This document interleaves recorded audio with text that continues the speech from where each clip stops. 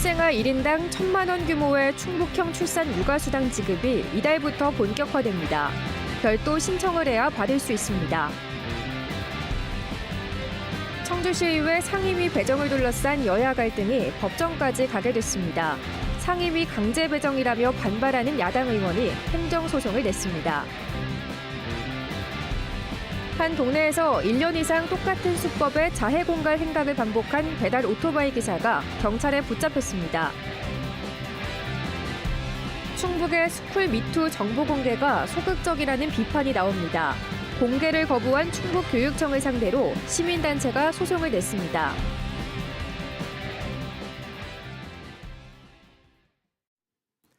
네, 시청자 여러분 안녕하십니까? 계속해서 MBC 뉴스투데이 충북입니다.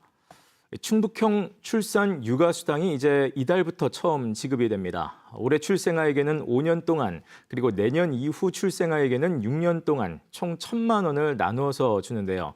따로 신청을 해야 받을 수 있고 또 전입자에게도 혜택이 돌아갑니다. 정재영 기자가 자세히 보도합니다. 총 1,000만 원의 충북형 출산 육아수당은 올해 1월 1일 이후 출산한 가정에 지급됩니다.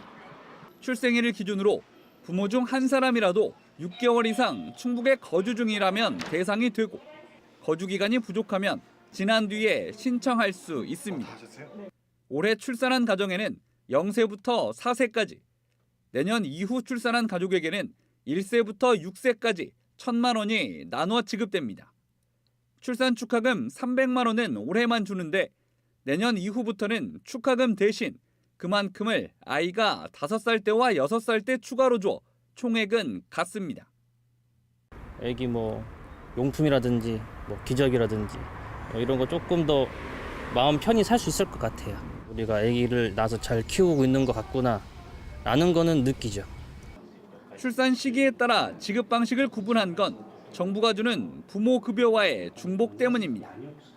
23년도 출생아 같은 경우는 24년도 출생아에 비해 정부에서 지원하는 부모급여를 월 30만 원 덜 지원을 받기 때문에 0세에 저희가 출산육아수당으로 300만 원을 지원을 해드리고 대신 24년도 출생아 같은 경우는 5, 6세에 2년을 추가로 지원해드립니다. 타 시도에서 출산한 뒤 충북에 전입한 경우에도 출산 축하금 300만 원을 제외한 나머지 혜택을 받을 수 있습니다. 1년치 육아수당을 12개월로 나눠 전입한 달부터 충북에 거주한 개월수를 계산해 이듬해 아이 생일에 주는 방식입니다. 올해 타시도 출생아 가족이 4월 1일에 전입했다면 출산 축하금은 못 받지만 내년도 수당 100만 원 가운데 9달치에 해당하는 약 75만 원은 받게 됩니다. 부모의 충북 거주기간 제한은 없습니다. 외부에서 우리 지역으로 이사를 오시거나 전입하는 분들에게도 지원을 해드려서 우리 도의 인구가 늘리는데 더 큰 효과가 있을 걸로 기대를 하고 있습니다. 반드시 따로 신청해야 받을 수 있는데 정부 24에서 부모 급여 등과 함께 신청할 땐 인터넷으로도 가능하지만 출산 육아수당만 따로 할 경우엔 읍면동에서만 할 수 있습니다. 지난해 충북도 내 출생아 수는 7,400여 명, 순유입 인구는 5천 명이었습니다. 올해는 충청북도와 시군이 234억 원을 쏟아붓는 만큼 출생아 수 증가와 인구 유입으로 이어질지 관심입니다. MBC 뉴스 정재영입니다. 지난달 청주시 의원 보궐선거 이후 청주시의회 상임위원회 문제로 의회는 여전히 시끄럽습니다. 상임위 배정은 끝났지만 이 배정을 둘러싼 여야 갈등이 결국 소송전으로까지 비화됐습니다. 김영일 기자의 보도입니다. 청주시의회 상임위원 배정을 둘러싼 여야 갈등이 결국 법정 공방으로 번졌습니다. 더불어민주당 이영신 의원은 당사자에게 아무런 통보도 없이 자신을 다른 상임위원회로 강제 배정한 것은 상대당 위원을 축출하는 다수의 횡포라며 행정소송을 제기했습니다. 본회의에서 의사진행 발언을 통해서 저는 분명히 반대 의사를 밝혔음에도 불구하고 표결에 붙여 강행한 것은 분명한 윤리강령 조례 위반입니다. 또 조례상으로 상임위원회 배정을 위해 사전에 반드시 거쳐야 하는 원내대표 교섭 과정도 없었다면서 조례 위반이라는 점도 분명히 했습니다. 상임위원은 각 교섭단체 소속 의원 수의 비율을 감안하여 의장이 각 교섭단체 대표의원과 협의 후 추천하고로 돼 있어요. 협의 후에 추천하라고 하는 건데 그 협의의 과정이 없었다 이 얘기죠. 이에 대해 김병국 의장은 상임위원회 배정은 의장의 고유 권한이라고 일축했습니다. 더불어 스스로 상임위원장을 그만둔 시의원을 같은 상임위원회에 그대로 둘 수 없어 다른 상임위원회에 배정한 것이라고 덧붙였습니다.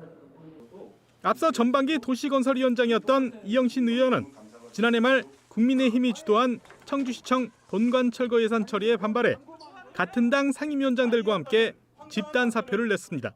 누가 사표 내라고 그랬어요? 본인이 도시건설위원장을 나는 그만하겠습니다. 사표 냈어요. 그럼 도시건설위원회에서 다 상임위로 가는 게 그 상식 아니에요? 이 사람들 왜 그런지 모르겠어요.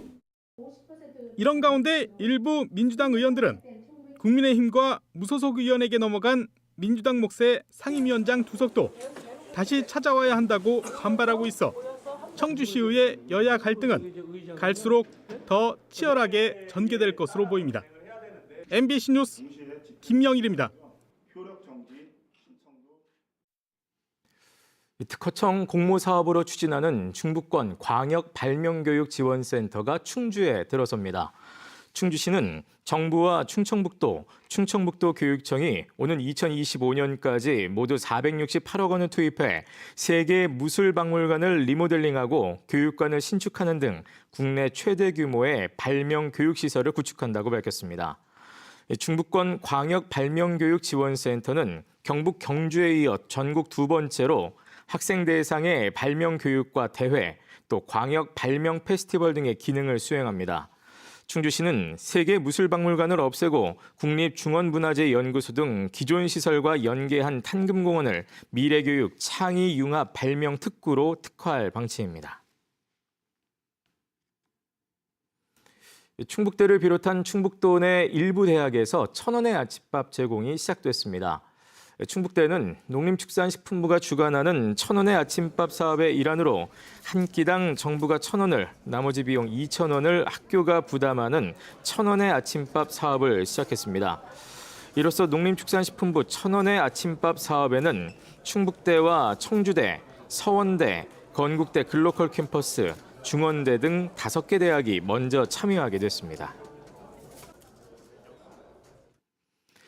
좁은 골목에서 지나가던 차량 바퀴에 발을 집어넣고는 다쳤다며 합의금을 뜯어낸 30대 오토바이 기사가 붙잡혔습니다.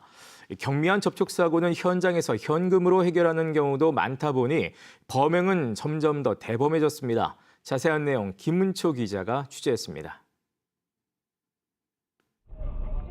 좁은 골목을 지나는 차량 앞에 오토바이 한 대가 나타납니다. 손짓을 받고 옆을 지나치는데 갑자기 차가 덜컹하며 흔들립니다. 오토바이 기사가 경적을 울리고는 차량 운전석으로 다가옵니다. 발이 다쳤어요? 방금요? 같은 지점에서 똑같은 일이 벌어졌습니다. 며칠 전 바퀴에 발이 깔렸다던 바로 그 오토바이 운전자입니다. 바퀴 쪽으로 발을 집어넣고는 또 발이 깔렸다며 운전자를 불러세웁니다. 보험사는 싫다고 그냥 돈을 요구하시더라고요. 제가 사고 났던 자리 또 똑같이 사고가 또 난 거예요. 이런 식으로 청주시 사창동 일대 골목에서 현금이나 보험금을 뜯어낸 30대 오토바이 기사가 경찰에 붙잡혔습니다.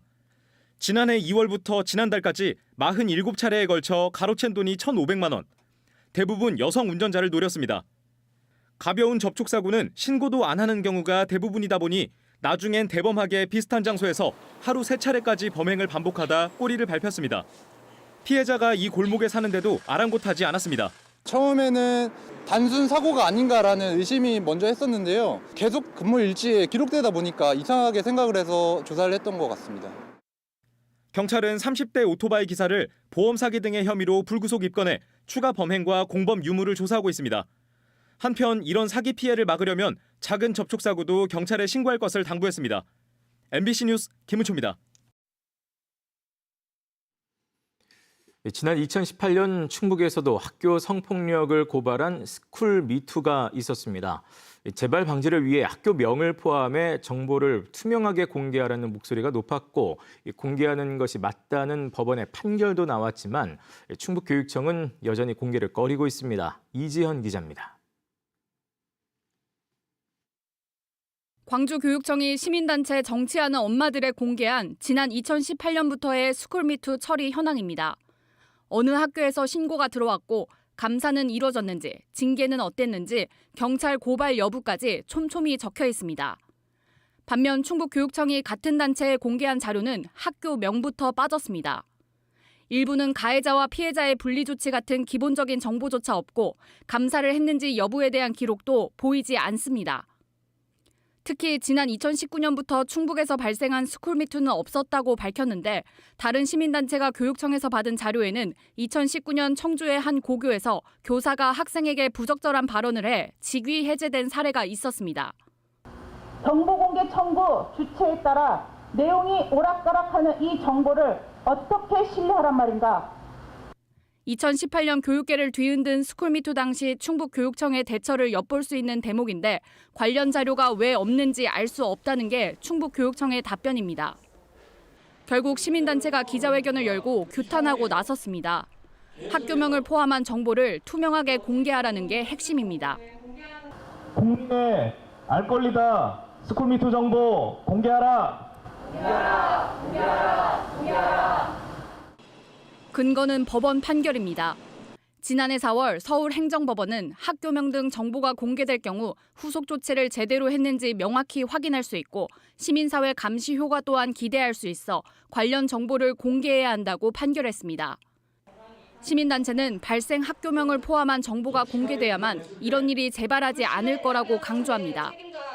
학생들이 공론화를 했을 때 학교명을 밝히며 공론화를 했었고 그 후속 처리에 대해서 저희가 물었습니다. 학교명을 공개하는 것이 누구에게 가장 이로운 것인지는 아마 교육청이 제일 잘 알 것이라고 봅니다. 하지만 도교육청은 외부 인사가 포함된 정보공개 심의위 논의에 따라 2차 가해가 우려돼 학교명을 공개하지 않기로 결정했다고 밝혔습니다. 시민단체는 지난달 충북교육청을 상대로 정보공개 거부 처분 취소 소송을 제기해 스쿨미투 정보공개를 둘러싼 시비는 또다시 법원의 판단을 기다리게 됐습니다. MBC 뉴스 이지연입니다. 음성 성본 산업단지에 초등학교가 신설됩니다. 교육부는 중앙투자심사위원회를 열어 충청북도 교육청이 신청한 부윤초등학교 신설 대체 이전안을 조건부로 승인했습니다. 신설 대체 이전은 신규 도시 개발에 학교를 추가 신설하는 대신 인근 지역 기존 학교를 이전하는 방식을 말합니다. 이로써 부윤초등학교는 45개 학급 전교생 1000여 명 규모로 오는 2027년 3월 신설 개교합니다. 충북의 소비자 물가 상승률이 1년 2개월 만에 3%대로 떨어졌습니다. 충청지방통계청이 발표한 소비자 물가 동향을 보면 지난달 충북의 소비자 물가 지수는 111.71로 1년 전보다 3.8% 상승했습니다. 충북의 소비자 물가지수 상승률은 지난해 7월 7.2%를 기록한 뒤 꾸준히 상승폭이 줄고 있습니다. 지출 목적별로는 기타 상품 서비스가 8.7% 올라 상승폭이 가장 컸고 그 다음으로 주택과 수도, 지원기연료 7.8%, 음식과 숙박 7.4% 등의 순이었습니다.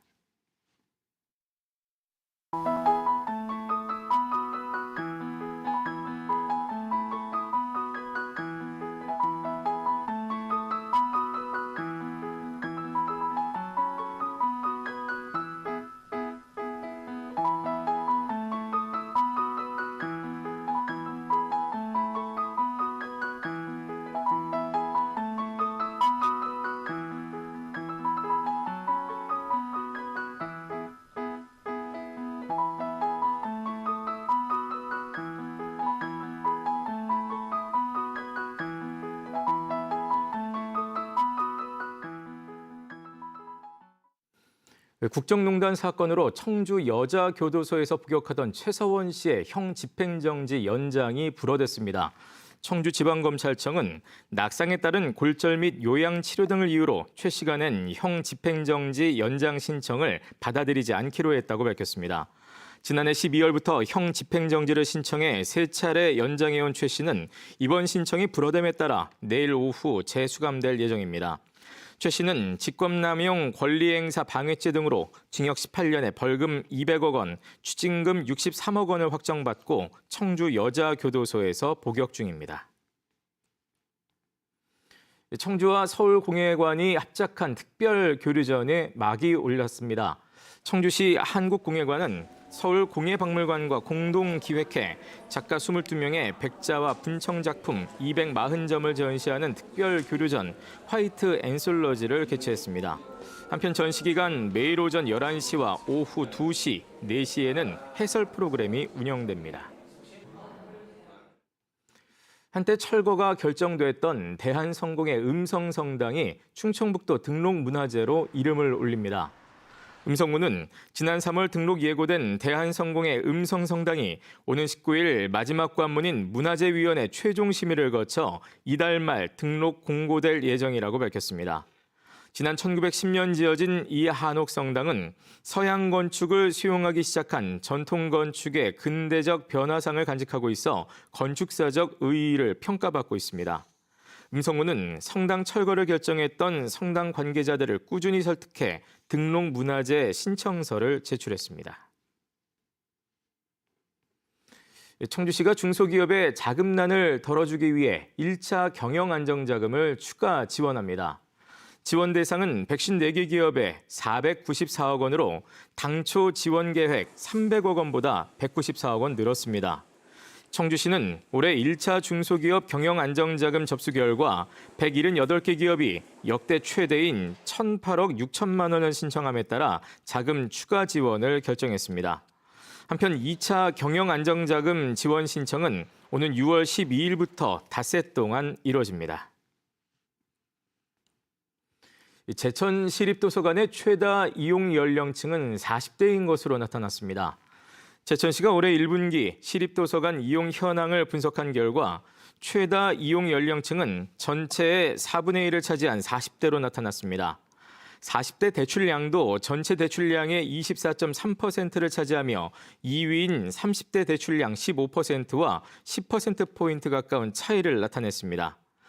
한편 제천시립도서관 1분기 이용객은 12,150명이며 대출량은 5만 3천 권으로 이용객 1인당 4.4권을 대출했습니다. 도심 항공교통 UAM 상용화를 위해 충북이 핵심으로 참여한 한국 UAM 협의회가 창립됐습니다. 한국 UAM 협회는 UAM 기술 개발과 산업화를 선도하는 공공기관과 기업, 또 학계가 참여한 기구로 맹경제 충북경제자유구역청장을 공동협의회장으로 선임했습니다. 국토교통부의 UAM 팀코리아 참여기관이기도 한 충북경제자유구역청은 청주 에어로폴리스 지구를 UAM 특화단지로 조성하기로 하고 UAM 연구센터를 설립해 운영하는 등 도심 항공교통산업 선점에 주력하고 있습니다. 5월 한 달 동안 충북 곳곳에서 무형문화재 공개 행사가 이어집니다. 가장 먼저 오는 8일과 9일 이틀 동안 충주에서 전통 철제 방식을 재현하는 야장 실현 행사가 마련되고 13일에는 청주에서 서감제 시조창 공개 행사가 펼쳐집니다. 19일에는 영동군에서 설계리 농요 실현이, 또 22일부터 이틀 동안은 보은군에서 각자장 시연이, 그리고 29일부터 이틀 동안은 충주에서 청명주 만들기 시연이 이어집니다. 청주시가 지역 물가 안정을 위해 착한 가격 업소에 대한 지원을 확대합니다. 청주시는 올해부터 착한 가격업소 지원 금액을 30만 원에서 85만 원으로 늘리고 쓰레기 종량제 봉투와 음식물 납품 필증으로 제공하던 인센티브도 수요 조사를 거쳐 에어컨이나 냉장고, 커피 머신 등 필요한 물품으로 지급하기로 했습니다. 네, 뉴스를 마칩니다. 고맙습니다.